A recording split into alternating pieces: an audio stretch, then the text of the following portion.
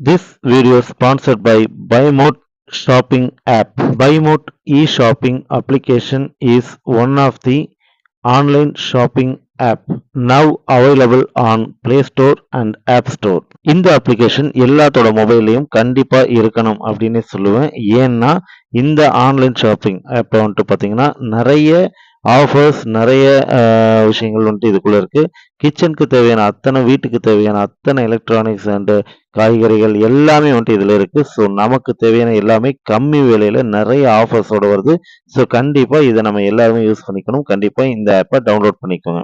இந்த அப்ளிகேஷன் ஆப்போட லிங்க் வேணும்னா என்னோட டிஸ்கிரிப்ஷன்ல கொடுத்துருக்கேன். கண்டிப்பா அதை யூஸ் பண்ணிக்கோங்க. Thank you. Hi friends, welcome to my channel. இன்னைக்கு வந்து பார்த்தீங்கன்னா ஒரு சோகமான நிகழ்வை தான் பார்க்க போகிறோம். இந்த மாதிரி விஷயங்களை பார்க்கணும் அப்படின்னா என்னோட சேனலை சப்ஸ்கிரைப் பண்ணுங்கள், லைக் பண்ணுங்கள், ஷேர் பண்ணுங்கள் அண்ட் பெல் பட்டனை மறக்காமல் தட்டுங்க. அப்போ தான் நான் போடுற இந்த மாதிரி நியூஸ் எல்லாமே உங்களுக்கு உடனே வந்து சேரும். ஓகே, வாங்க இப்போ வீடியோக்குள்ளே போகலாம். மியான்மர் அப்படின்னா நீங்கள் நிறைய பேர் கேள்விப்பட்டிருப்பீங்க.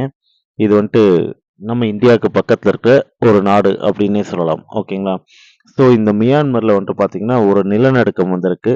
இந்த நிலநடுக்கம் வந்துட்டு ரிக்டரில் வந்துட்டு 7.7 பதிவாயிருக்கு. இது 7.7 அப்படின்னா உங்களுக்கு எவ்வளோ அப்படின்னு சொல்றத விடவும் அதோட பாதிப்பு எப்படி இருக்கும் அப்படின்னு சொல்றேன். நம்ம குஜராத்தில் கொஞ்ச நாளைக்கு முன்னாடி நிலநடுக்கம் வந்ததா நம்ம வந்துட்டு கேள்விப்பட்டோம். கொஞ்சம் வருஷங்களுக்கு முன்னாடி.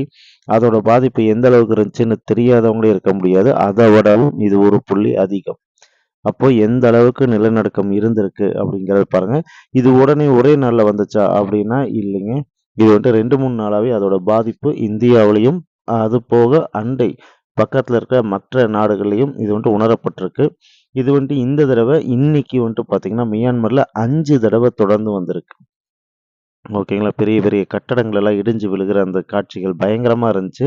ஸோ இன்னைக்கு வந்துட்டு பார்த்தீங்கன்னா, அங்க இருக்கிற ஹாஸ்பிட்டல்ஸ் அதுலலாம் வந்துட்டு பார்த்தீங்கன்னா, கிட்டத்தட்ட 1000 பேத்துக்கு மேல முற்றுகையிட்டிருக்காங்கன்னே சொல்லலாம்.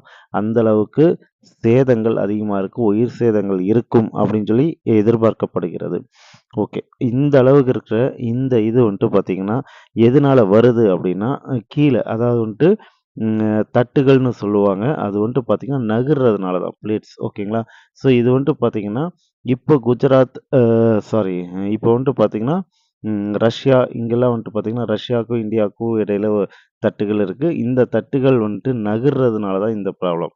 இது நகர்றதுனால தான் இமயமலையே வந்துட்டு உருவாச்சு அப்படின்னு சொல்லி சயின்டிஸ்ட் எல்லாம் சொல்லியிருக்காங்க.